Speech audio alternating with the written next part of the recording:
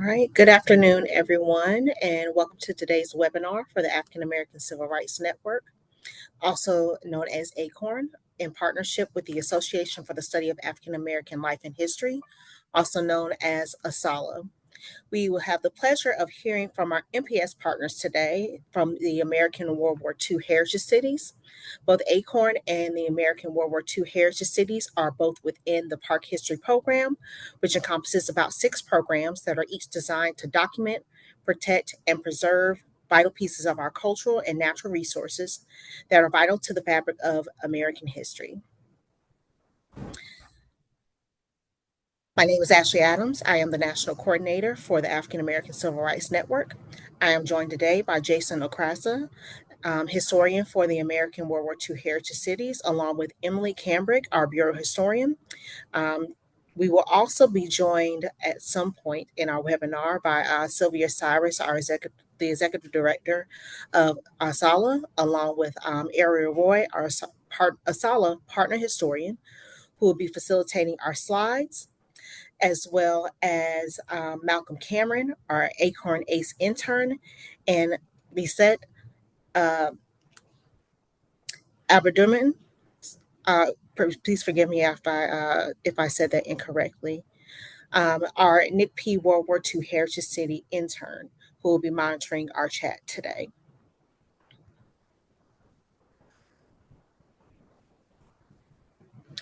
For this webinar, we are recording, so we do ask that you please turn off your cameras and mute your microphones. For today's session, we would be joined by our sign language interpreters, Annabelle Kelly and Rebecca Marsh, for those who may need assistance. We will also have closed captioning for today's presentation as well. We do ask that you hold all of your questions until the end, where we have about 10 to 15 minutes for Q&A. Please also feel free to put all of your questions in the chat, and we will address them through the question and answer portion of our presentation.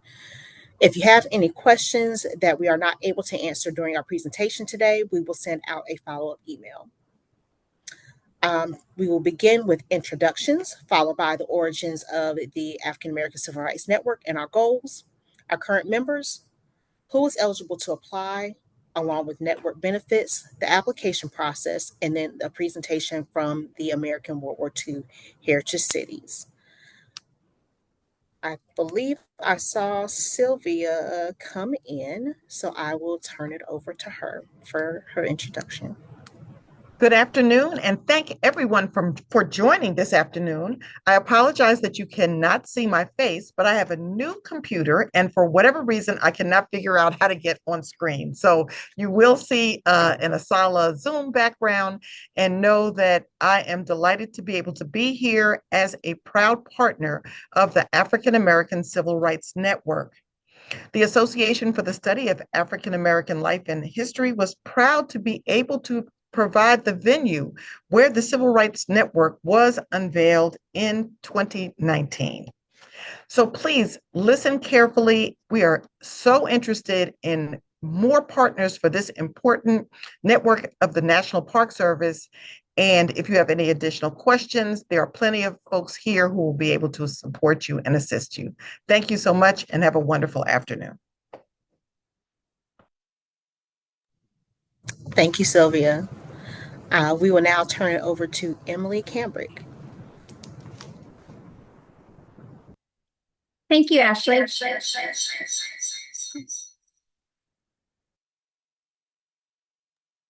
Good afternoon, everyone. Sorry, give us just a moment. All right, thank you. Well, I am here in the room with the American World War II Heritage City team, as you could hear just there. And we are very grateful and excited to be part of this joint information session with the African American Civil Rights Network. Thank you so much to Ashley, Ariel, and Sylvia for inviting us to be part of this. And There are a couple of reasons that we think there can be great reasons to partner between the African American Civil Rights Network and World War II heritage cities. As we have developed this World War II Heritage City program, and we now have 38 designated heritage cities in 38 of 55 states and territories, it's very clear from the cities who are part of this network already the importance of an African American lens on World War II history, and understanding contributions and changes to the military, to the civilian labor force, to things going on the home front, ranging from civil defense to fundraising, to all sorts of everyday activities where people were really changing and reshaping our society around race and gender, and to many important civil rights struggles that also paved the way for later developments in the civil rights movement. And so we'd like to invite those participants today who are here from designated World War II heritage cities to really explore the African American history within your borders and the partnerships that can exist or do exist already within your communities, and apply for African American Civil Rights Network membership to gain access to more and broader resources and networks to tell these interconnected stories. And for existing or potential African American Civil Rights Network members, we'd like you to encourage you to consider your World War II story as part of that. Perhaps you may be in or near a designated heritage city that you could partner with to highlight African American history in their resources and programs. Perhaps you're in one of the 17 states and territories without a designated heritage city yet. And you could perhaps work with your local government in 2025 to apply to represent your state or territory. And even without a geographic connection, we hope that raising awareness and research and interpretation of World War II and African American history can help tell those stories in every state. So please just consider these opportunities for partnerships as you listen to our speakers, and we hope to hear more from you all in the future. Thank you very much. Thank you, Emily. We are now going to roll into a real treat for you all. If you have attended our webinars before, then you may have seen this previously. But if you have not, it is a real treat. This is a video that we have done highlighting the African American Civil Rights Network, and we hope that you enjoy.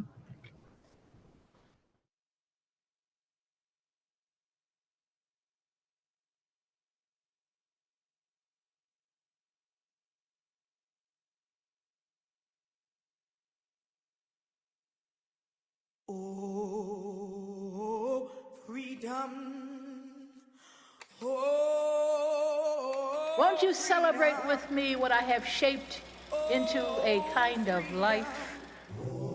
oh, freedom, freedom. I had no model.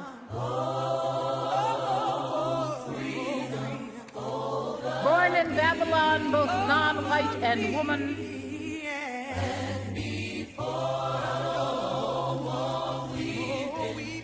What did I see to be except myself?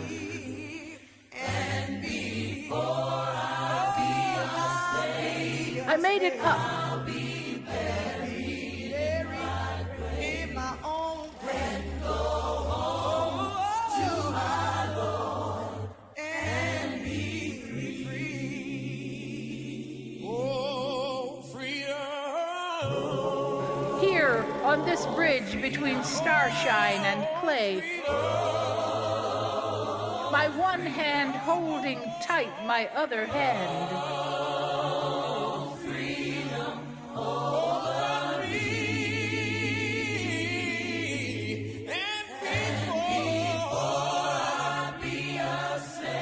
Come celebrate with me that every day something has tried to kill me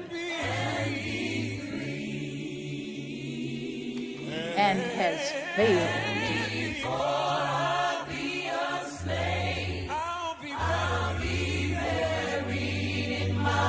I'm going home to my Lord and be free.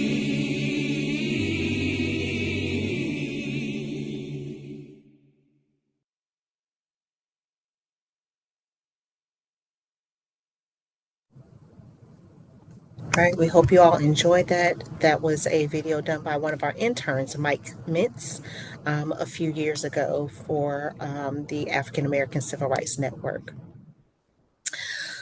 So, the African American Civil Rights Network was established in 2018 and authorized the National Park Service to coordinate and facilitate federal and non federal activities to commemorate, honor, and interpret the history of African American civil rights, of the African American Civil Rights Movement, the significance of civil rights histories and stories as a crucial part of the element in the evolution of the Civil Rights Act of 1964 and the relevance of the African American civil rights movement in fostering the spirit of social justice and national reconciliation.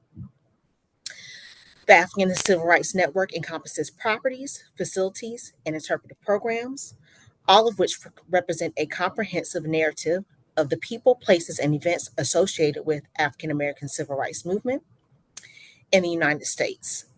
Some of these sites may be familiar to you, while others shed light on lesser known figures or events consequential to the movement from the local, regional, and national perspective. The network recognizes that African American civil rights began when the first people of African descent arrived here in the US to the present day.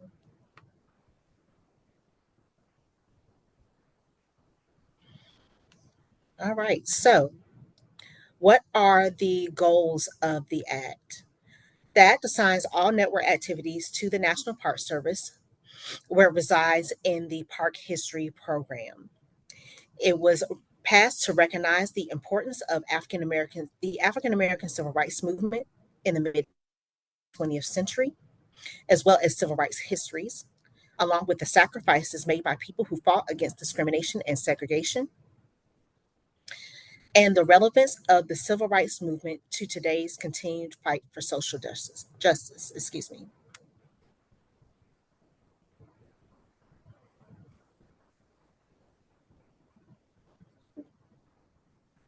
Pardon me. How are those goals accomplished? So we at MPS were tasked with various activities to carry out the goals. That meant creating the African American Civil Rights Network, along with the most visible creation being the network itself, and the addition of resources to the network, and a honorific designation that provides members with a way to draw attention to their connection to the movement and make connections with other members. We are also authorized to enter into cooperative agreements with others to assist in this process. Secondly, we evaluate studies and reports on the civil rights movement to determine if they complement existing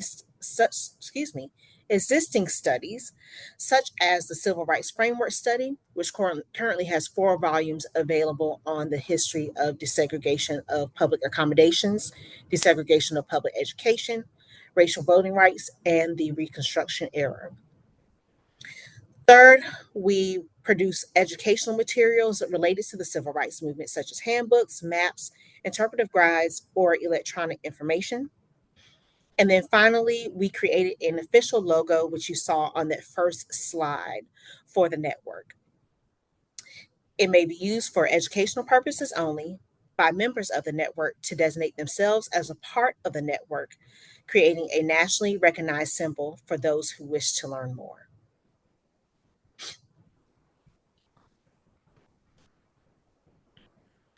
So, for network eligibility, um, to be included in ACORN, your resources must meet certain criteria, including a verifiable connection to the history of the African American Civil Rights Movement, along with historic properties, must be listed or must be eligible for the National Register of Historic Places, along with a letter of owner permission is necessary for each resource.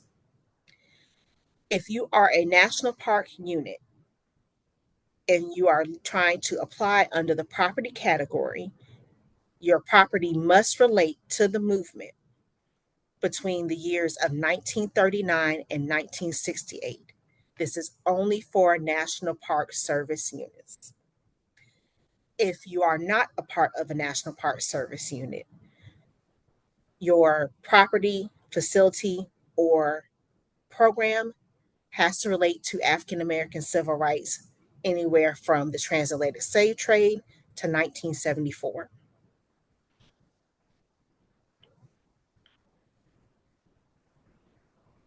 So, what do we mean by civil rights?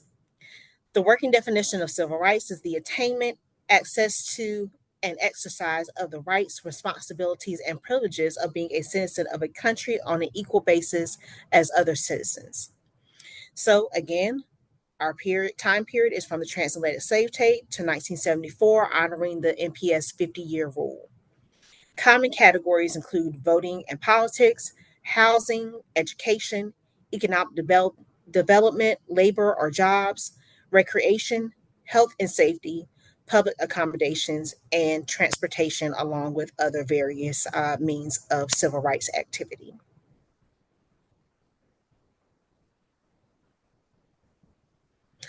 This is our site map. Currently, we have 138 members with 158 members. Please excuse my error. With 20 of those members being NPS sites or units.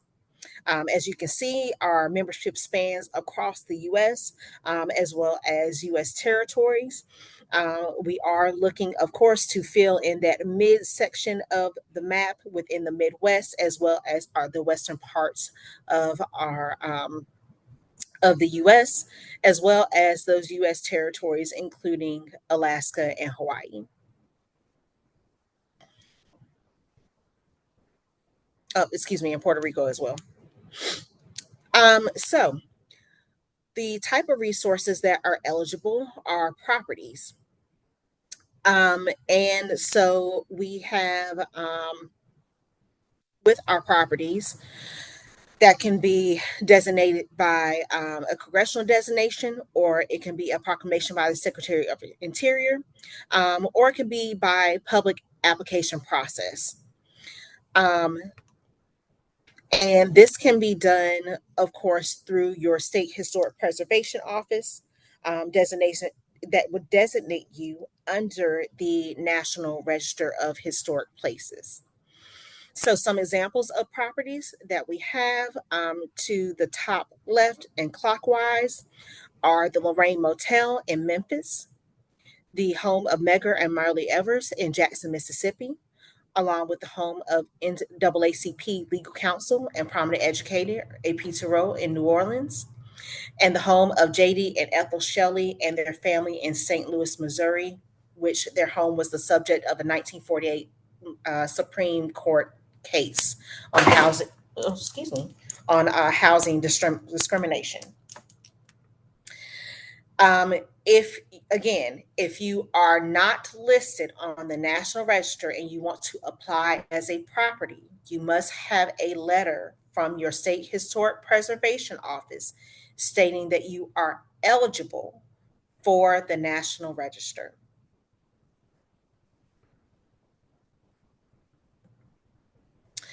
So, again, for properties only, for National Register eligibility, you must be listed in the National Register of Historic Places. You must be eligible for determination for the National Register. Your eligibility determination requires communications, again, from your state historic preservation office.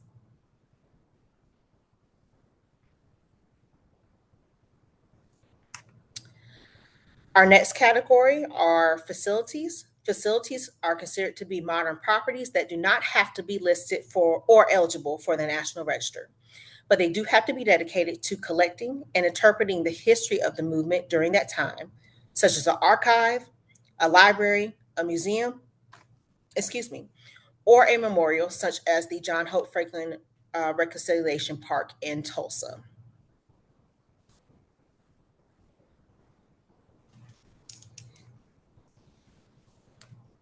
Our last category are programs, which can consist of a tour, a performance, educational curriculum. It could be a website or art installation, or any other way that the history of African American civil rights is, excuse me, I'm moving too fast, and any other way that the history of African American civil rights is presented or explained to the public. It is important to note that you can apply under more than one category. There is an option to be both a program and a facility. So, for example, the West Oakland mural project that you see on the bottom left of your screen is a representation of a program by displaying the artwork on the bottom, excuse me, on the side of the museum itself. However, the museum also has exhibits that are noteworthy of the women of the Black Panther Party and their contribution to the civil rights movement. Another example of a program is the on the top left here is the mural of Marian Anderson's 1939 performance to an integrated crowd on the steps of the Lincoln Memorial, which is credited to a key moment in the civil rights movement. It is considered a program, but it's also on the National Park Service's civil rights travel itinerary, which helps people to plan and find sites throughout the United States related to civil rights.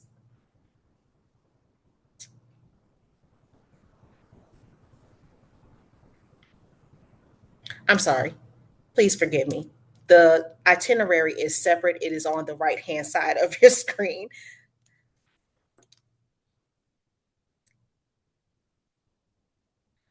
I do want to note that ultimately the category of what it is that you're applying under does not matter as much as the evidence of a firm connection to the African American civil rights movement. No matter the type of resource, we have to have a letter of owner permission before your resource will be considered for inclusion to the network. And it's also important to note that this is not a competitive process. We want as many applications as you can put in. If the resource meets the criteria, it will be included in the network. The more members that the network has, the more effective it is at telling the whole story of the civil rights movement. So, some of the benefits of being a part of the network, excuse me, include, could you please go back to the previous slide? Some of the benefits of the network include non-commercial use of the trademarked network logo, along with limited assistance or guidance with the production of educational materials, and limited technical assistance and resource sharing through cooperative agreements, partnerships, and subject matter expertise when available. Next slide, please. Other ACORN benefits include potential funding. So the National Park Service also has the State Tribal Local Plans and Grants Division, also known as STILPIG, because that's a very long title to put together. And these particular grants are preservation grants that do not require ACORN membership in order for you to access them. So some examples of the grants that they have available are African American Civil Rights grants, HBCU grants, History of Equal Rights or HER grants dealing with women's history, along with underrepresented communities grants. You can find those at the website that is listed on that bottom bullet there, nps.gov/history/grants.htm. We also have the opportunity as being a part of the network is the opportunity for the Association of African American Museums grant. That grant in particular does require a ACORN membership. That grant focuses on programs. Within that programmatic grant, there's funding up to $25,000. And excuse me, with those grants, they are done annually, but it allows for spaces, programs, exhibits to expand their work and to be able to hire a researcher if needed, or be able to expand on their interpretation of a particular program, or even expand on a tour. Next slide. All right, so how do you apply to become a member? Our applications are accepted on a rolling basis, and again, this is not a competitive program. There is no application fee to apply. You are required, however, to create an online profile via the e-application to submit an application to us for network membership. The review process does take up to 30 business days. You have to, again, have a letter of owner consent. It is required for you to, again, become a network member. The e-application system actually will not allow for you to move forward without that letter of owner consent. If you are an executive director of a museum or of a program, or the executive director of a property, you may act as the owner of that specific space or program or facility. If you are applying for a property, you have to have a National Register listing or communications from your state historic preservation office stating that your property is eligible for the National Register. That is required only for properties. Next slide, please. So we'll take just a moment for you all to go to the QR code here for the application link. Again, for the e-application, you must create a user profile and get verified in order for you to move forward with the e-application. You can either go to the website that is listed on the screen, or you can scan that QR code, and I will stop here to give you just a moment to scan that QR code.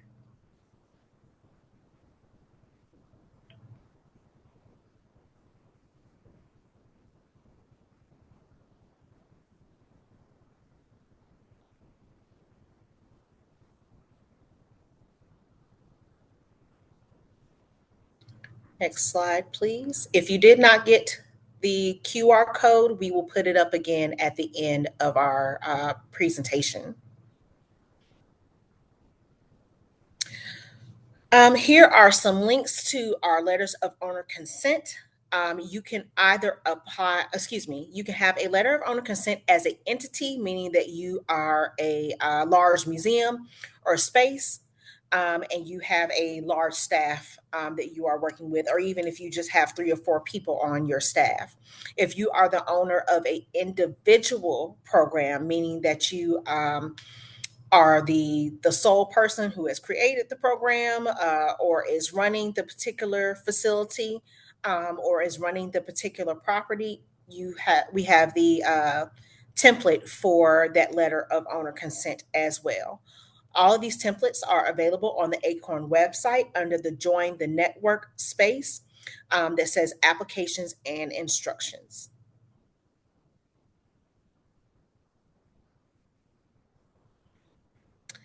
And again, we have the QR code to the African American Civil Rights Network site.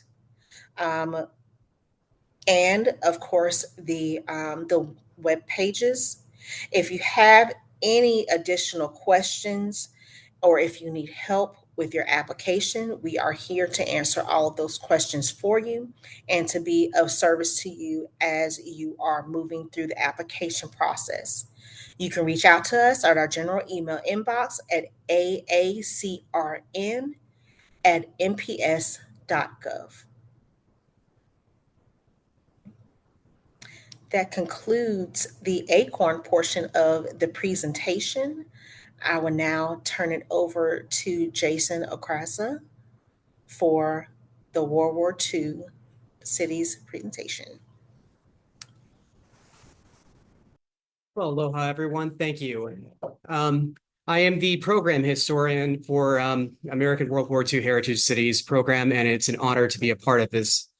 All right. Give me a second here. All right. Next slide, please, Ariane.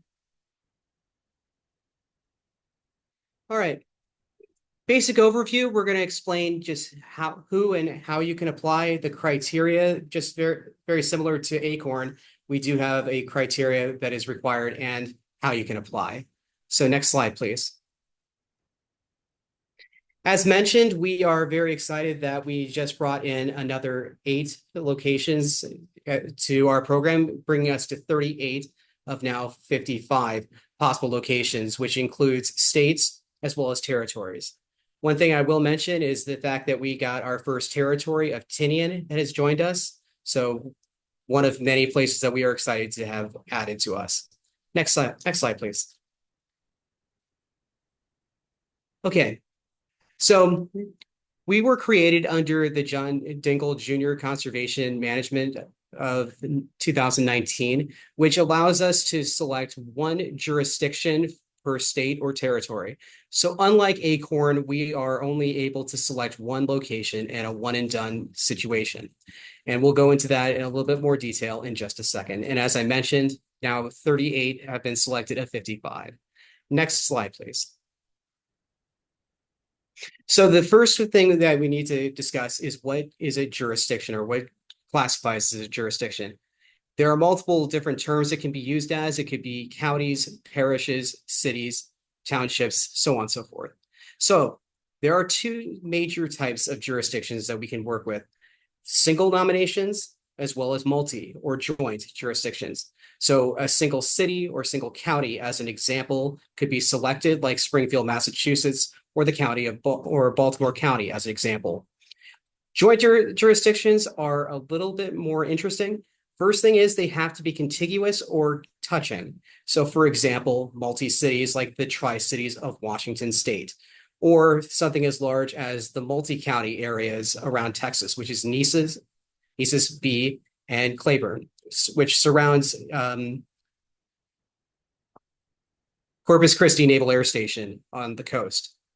All right, next slide, please. All right. So we have 2 criterion that we look for. The first criteria is discussing the contributions of the environs or the location on the home front itself during the Second World War. So there are multiple areas that you can select from. We're going to go into just some minor detail, not going through all of these, to give you an idea of what some places have selected or what you could use as a reference for yourself. Next slide, please. First area that we can focus on is defense manufacturing. The arsenal of democracy is a term that goes back to the 20th of December, 1940, during a fireside chat that President Franklin Delano Roosevelt used. Now, just a quick history aspect. Starting on the 11th of March, 1941, the United States passed the Lend-Lease Act, where we were creating items that we were sending to our future allies, be it the British or the Soviet Union, as an example. And of course, most people will remember the date of 7 December 1941, when the Japanese attacked the island of Oahu and total war was brought to the doorstep of the United States. Next slide, please.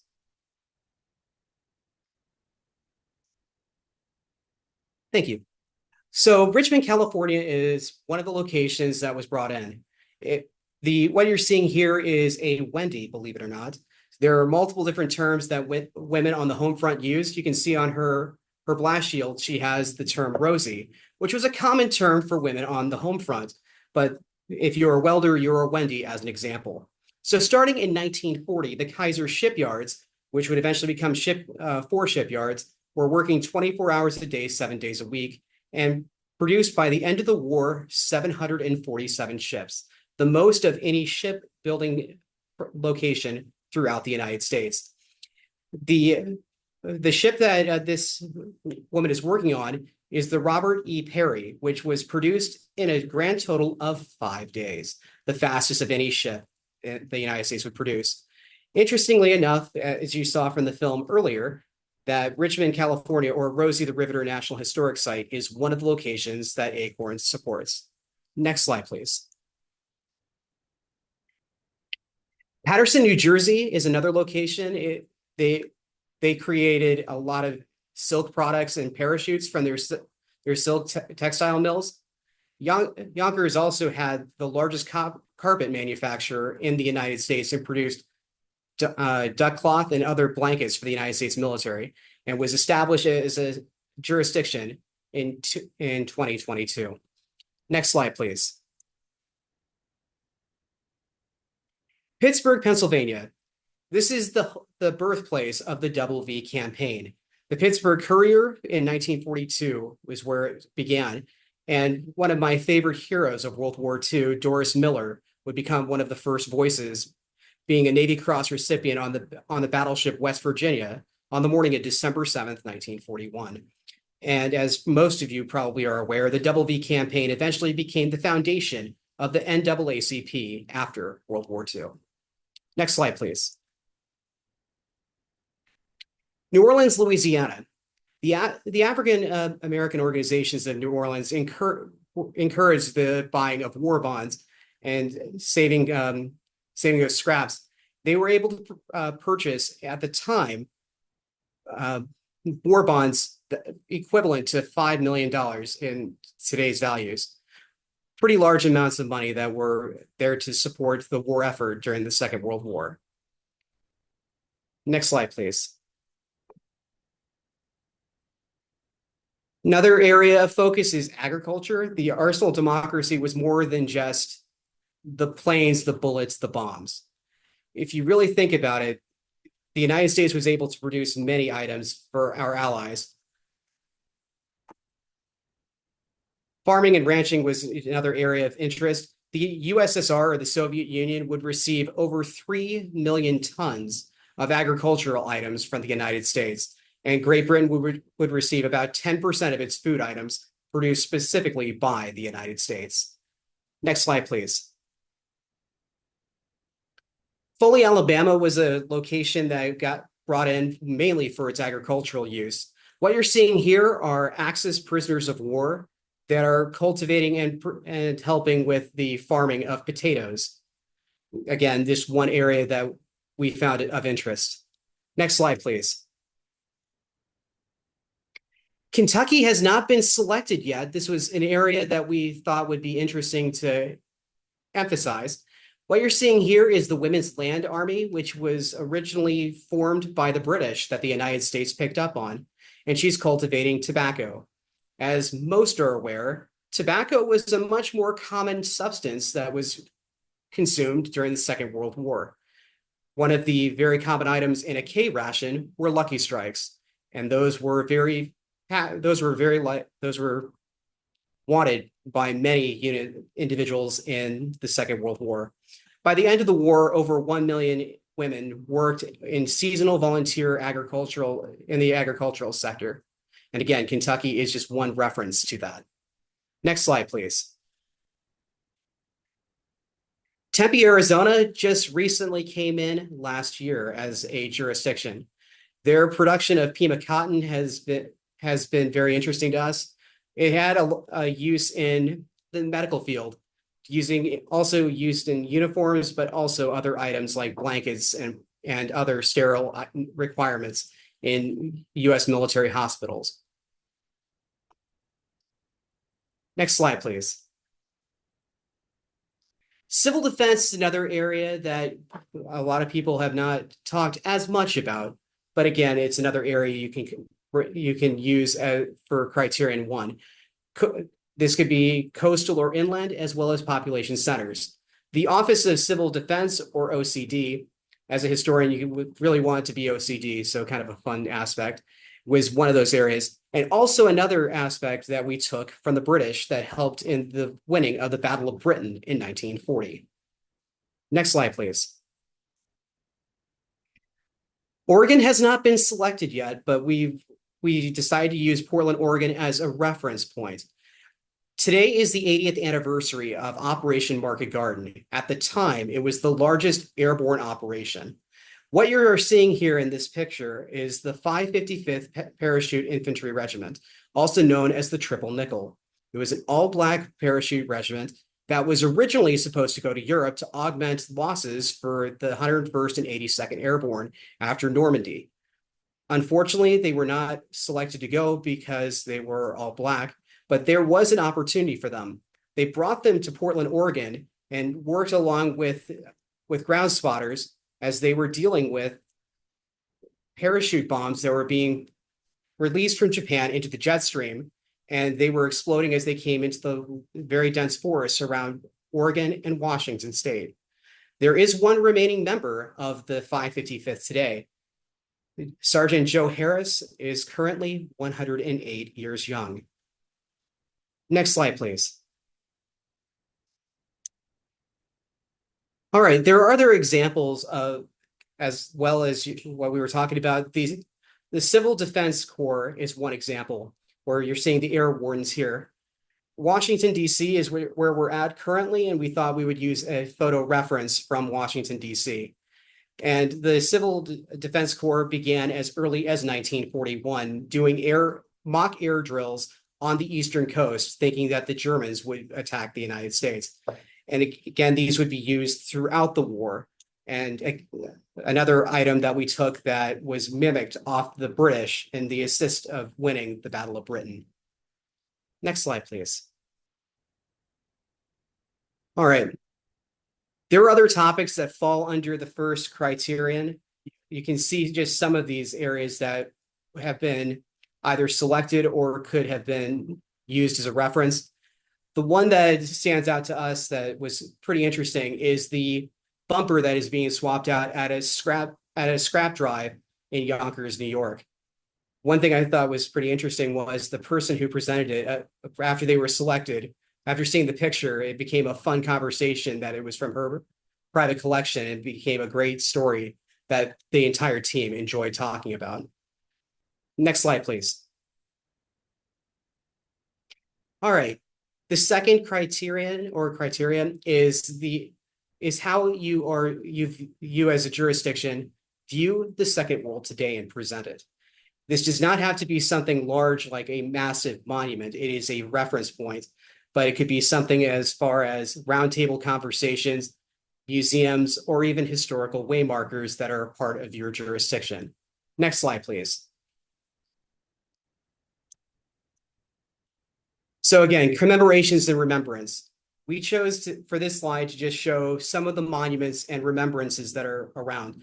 Now, you will see the USS Arizona Memorial here. Hawaii has not been selected, but it is a nationally recognized memorial. It doesn't have to be something that large. Just above it, you will see a flag ceremony in Foley that is done on Memorial Day. It could be something like that as opposed to a massive memorial, again, like the USS Arizona where I used to work. Next slide, please. This is a clip from our homepage.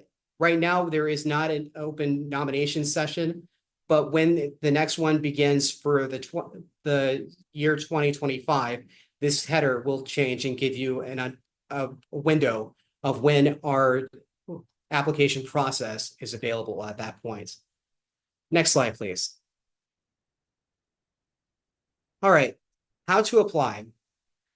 The first thing that you're going to require is the signature and endorsement from the highest ranking official of your jurisdiction. If you're a city, that would be a mayor. If a county, it would be a county commissioner or whatever, again, the highest elected official of your jurisdiction is. Along with that, you can also add endorsements from congressionally or other endorsements from other key officials that would have information that could help support as supporting documents for your jurisdiction. When it comes down to it, with the one thing that we do ask is if you decide to put items like photos or whatever, we ask you to just send about around 5 items to help us with size. Next slide, please.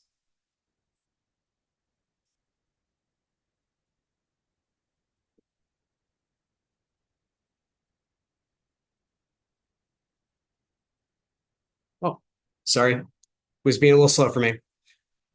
As ACORN emphasized, there are benefits as well to join the American World War II Heritage Cities program. Again, the recognition of only one city or jurisdiction per state or territory does become a bit of a bragging right for you.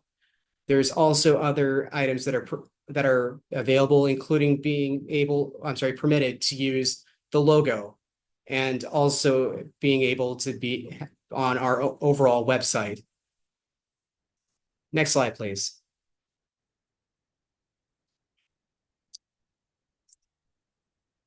If you have any other questions outside of this webinar, this is our email. If you have any other questions, AWWIIHC@nps.gov. And again, we also have the information here that will help you with the essays for criteria 1 and criteria 2. Next slide, please. And just like 2 September 1945, just like the Second World War, this program is over. Thank you.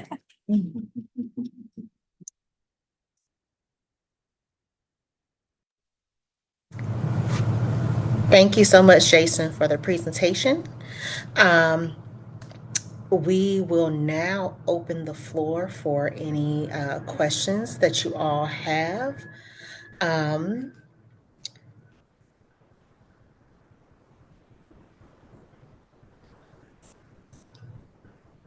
All right, so we have a question. Does a historic site in the network need to include a structure related to civil rights? Or can a site be the location where an important historical event occurred, but without any structure currently present? So the short answer is yes. So the site does not have to be physically present, but there needs to be, if there's some type of plaque or something of that nature that maybe can commemorate that, that will be great, but it's not a requirement. In that case, if the site is no longer present, then it would have to qualify under the program category. If the physical site is still there and you are applying under a property, you have to have a National Register nomination or a letter from your state historic preservation office, stating that you are eligible for a National Register nomination. The next question is the Lorraine Motel in the network as the, oh, hold on, things kind of switched. Is the Lorraine Motel in the network as the MLK assassination site or the site of the war room or planning sanitation work? Okay. So the Lorraine Motel is in the network as the MLK assassination site, but is also in the network as the Civil Rights Museum.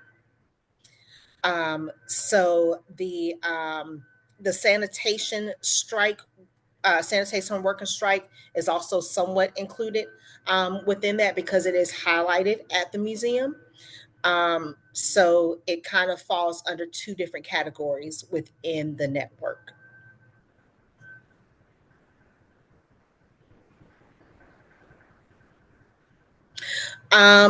And we have another question about cemeteries. Are cemeteries included as property and grants? So cemeteries are covered within our network. Yes, they do apply as properties. As far as grants, I will put or have one of us put the contact name for Still Pig so that they can answer your question regarding which grant would be best for a cemetery.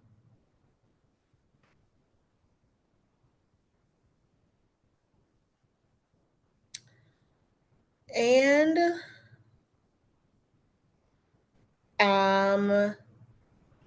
yes, to Dr. Lisa, you may answer your question by audio if you give me just one moment to answer this last question in the chat. Would a site be eligible if it were closely related to the transatlantic slave trade, but without any other civil rights history per se? To whoever put that question up, do you mind elaborating, taking yourself off of mute and elaborating on that particular question?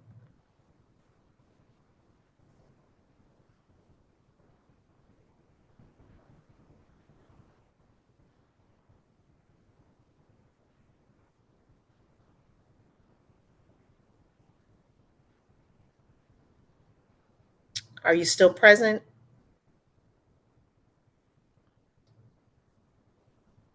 If you are not present, that is okay. Um, but if a site is closely related to the transatlantic slave trade, but it doesn't have any other civil rights history, the short answer is yes. However, it is conditional. Um, so just send us an email so that we can discuss your site further.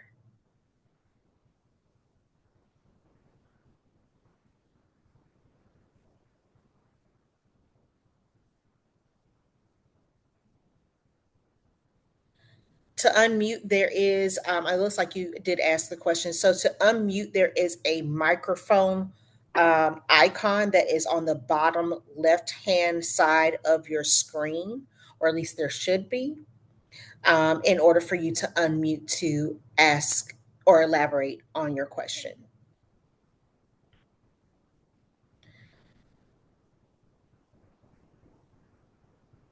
Okay. If you do not have an icon, that is perfectly fine. We are going to type your question into the chat, and we will do our best to answer it that way. And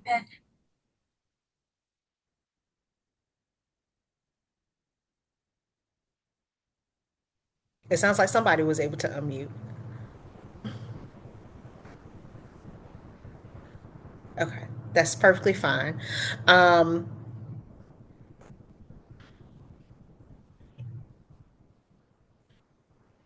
Okay. Do you have examples of programs or tours, such as tours, applications on your website? We do have some examples or sample applications on our website. However, we are in the process of updating those applications because they do not reflect the current subcategories that we do have available currently on the most recent applications. And that would include subcategories such as historic signage or such as art installations.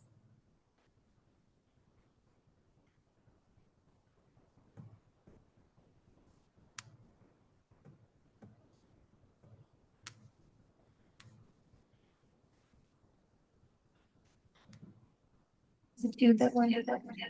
Ashley, can I just jump in for a second? Absolutely. Dr. Brown was asking about the young lady who was working in the Kaiser shipyards. At the time, she was a welder trainee, Josie LaSalle Owens.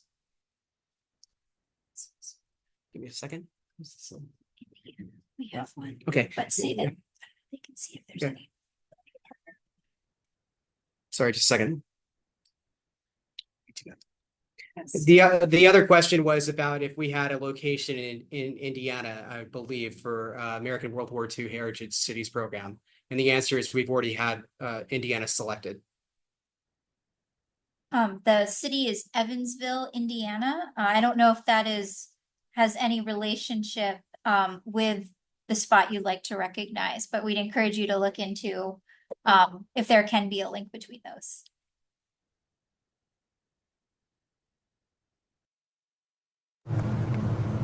Thank you, Emily and Jason, for answering that. I have another question in the chat. I have the same question about which grant a cemetery would be eligible for. Again, our Still Pig partners will be able to better answer that question. Most likely it will be probably under the underrepresented communities grants, because a lot of times cemeteries do get forgotten about.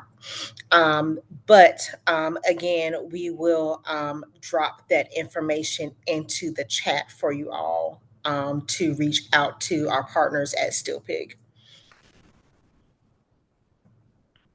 Next question, Dr. James Cameron, who is founder of the American Black Holocaust Museum, was a teenager in 1930 and narrowly escaped being lynched in Marion, Indiana. Can that site in Marion, Indiana be included? Absolutely. that is a part of the civil rights history and a part of the civil rights narrative.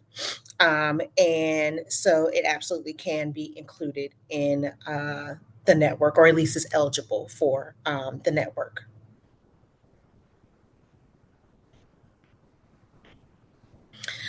Um,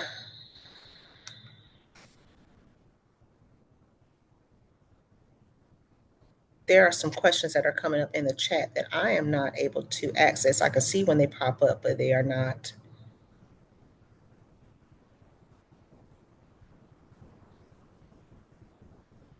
Okay, I think I've got it now. Dr. Brown, I will answer those questions in just one moment. And also too, if your facility has a broader mission to collect and interpret history, in which African American history is one of many stories, how do you qualify as a facility, or is it only as a program? So you would be you can qualify as either.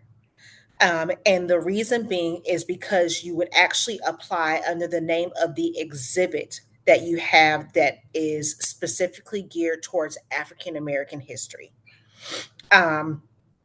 So because your facility, even though your facility has more than one type of history, if you have exhibits that are dedicated to African American civil rights history, those particular exhibits would then qualify either under the facility category, because you are a museum that most likely holds archival information, or has primary source information, and then also too as the program category, because it is an exhibit within the museum.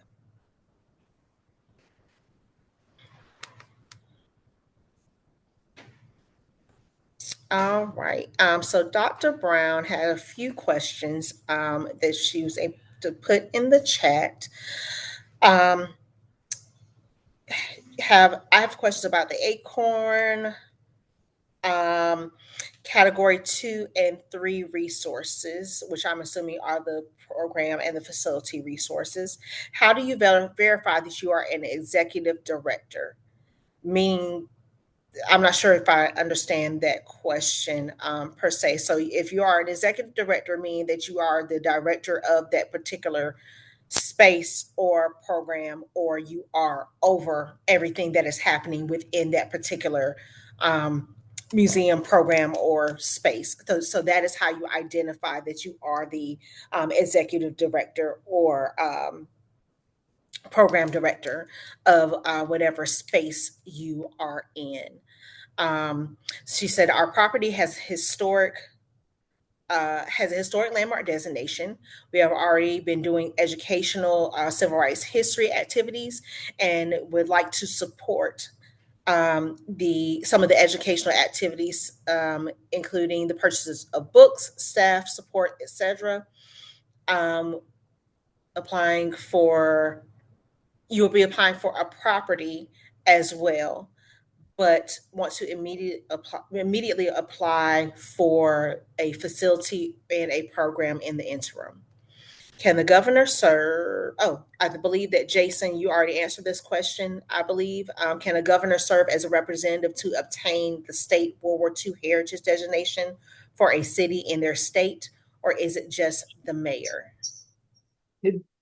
So if you're going for a city, the mayor is going to need to be the official letter. That does not mean that a governor cannot be a supporting document that assists in the strength of that packet. Oh, wait.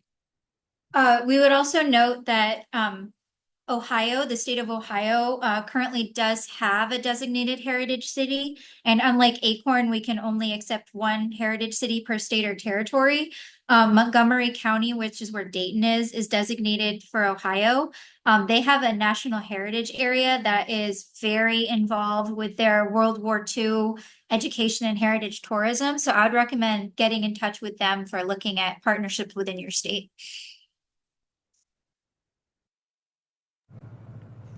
Thank you both for answering that. And for it said the question is, would you need a letter on letterhead?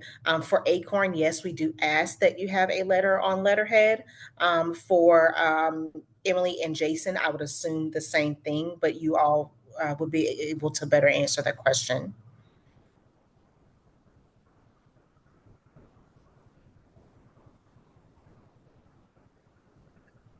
Sorry, didn't hear you.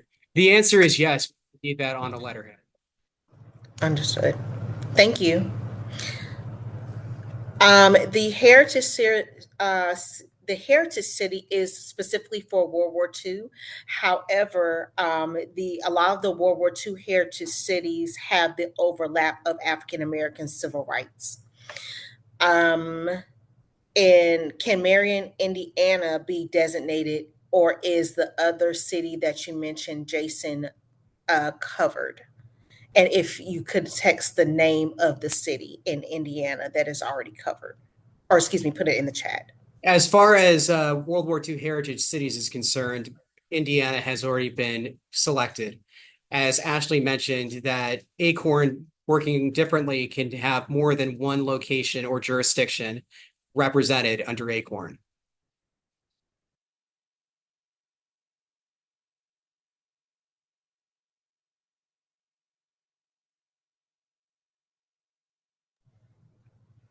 Dr. Brown had one more question. She was wondering about the different vision for the World War II heritage because of the unique rubber city role in the campaign effort. In Dayton, Southwest Ohio is a bit of a distance from Akron.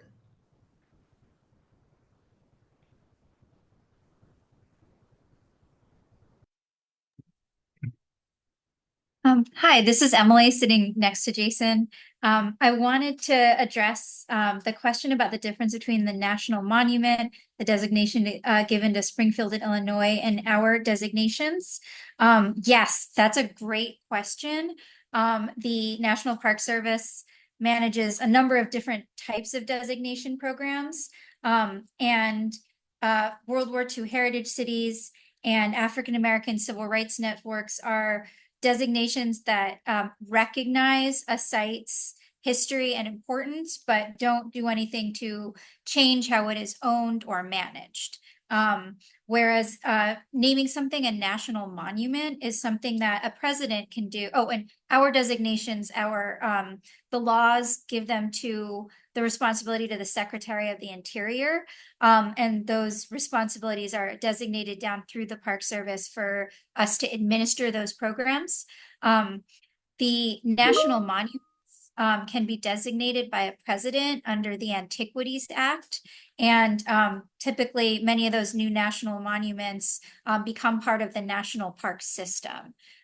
So that is a different type of designation. And it can be done, national parks can also be established through legislation through Congress. And then there are other types of designations like the National Register of Historic Places that have different legal pathways, but again, don't change ownership or management. So there are a number of ways out there where you can recognize really important sites in civil rights history.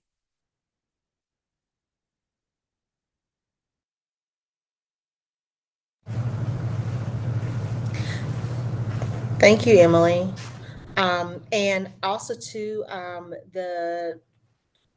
could either you or Jason please put the name of the city in Indiana that is already designated into the chat if you're able to access it. And then the last question for Dr. Brown was, how might we access the recognition for World War II?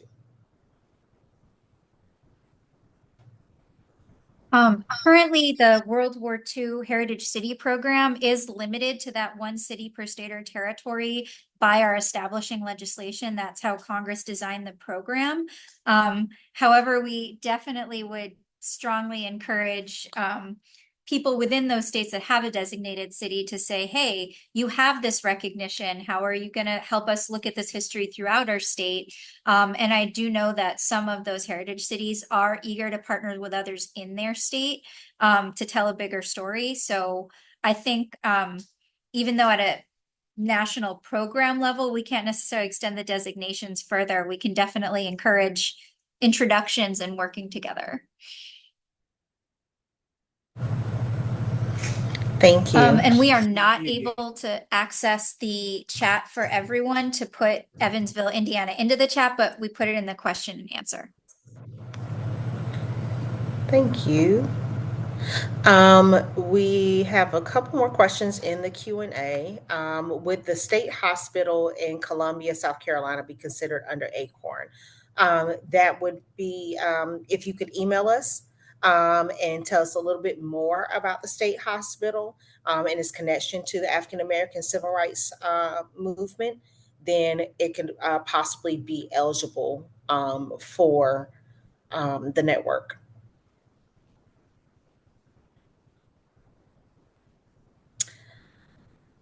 And then we have, I recently established a website to document and honor my great uncle, Dr. J.H.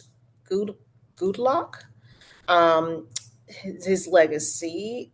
He was the president of Friendship College in Rock Hill, South Carolina for 41 years during the Civil Rights era and a prominent key leader and key supporting and supporting mentor and of the Friendship Nine and uplifting the community to recognize their rights and responsibilities. The college no longer exists. Could the website be considered to be listed? And the answer is yes, as long as the website is free and open to the public and educates the public on these civil rights activities that your great uncle engaged in, as well as talking a little more about the mentoring of the Friendship Nine and what that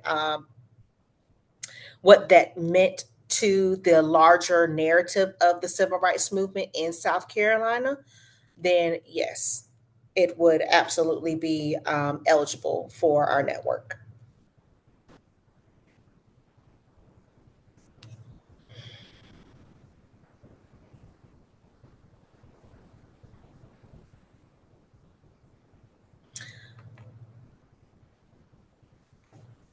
Okay.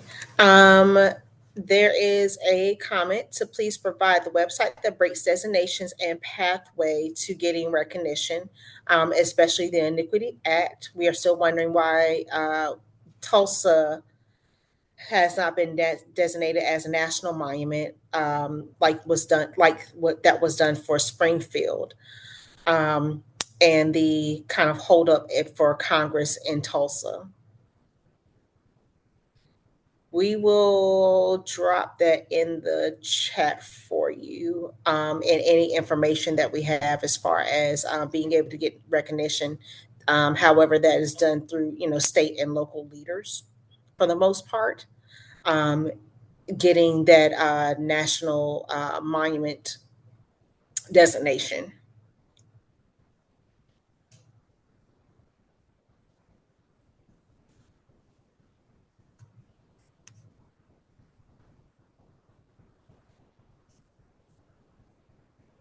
Yes, you all will receive a copy of this presentation as well.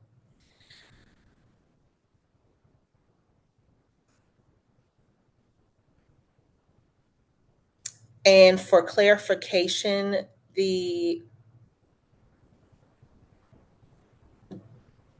when you say category 2 and 3, are you referring to the program and facility categories?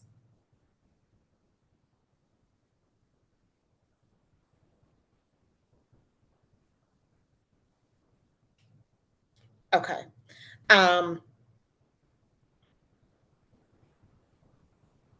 When are the so the category, the application system is always open.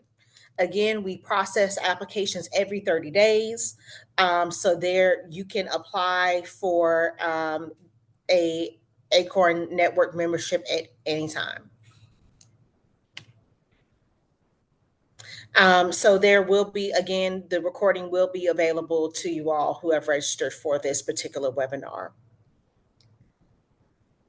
The last thing that we will do while we are here is we are going to put up that QR code again, for the ACORN website,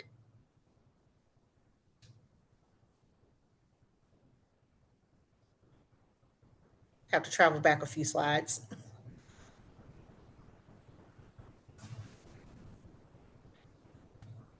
So again, here is the QR code for the ACORN website.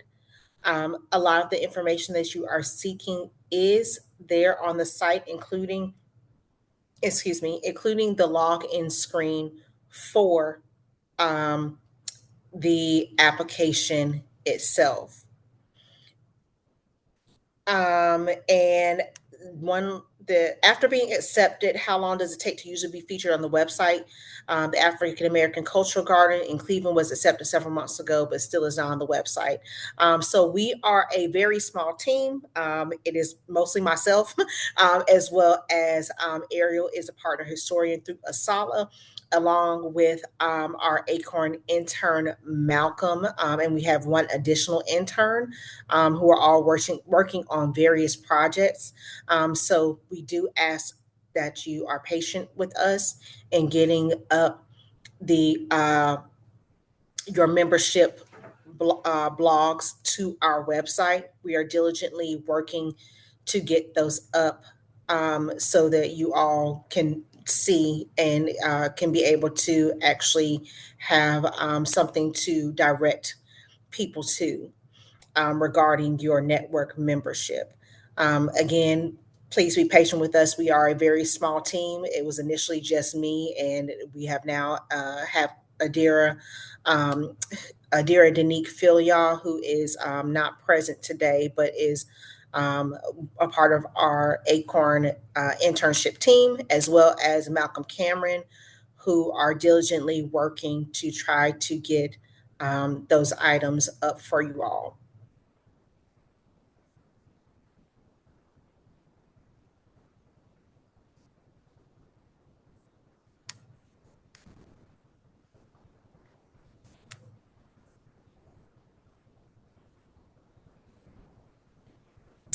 All right.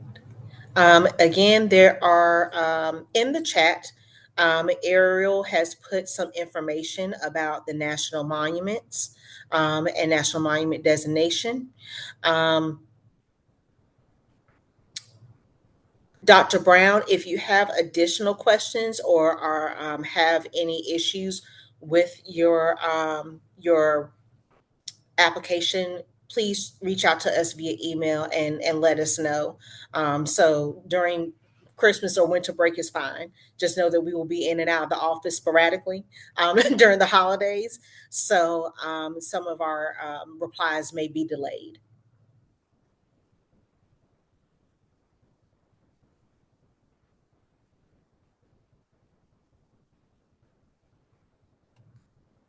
Right. If you all have any additional questions, again, please reach out to us at our general email inbox at aacrn@mps.gov.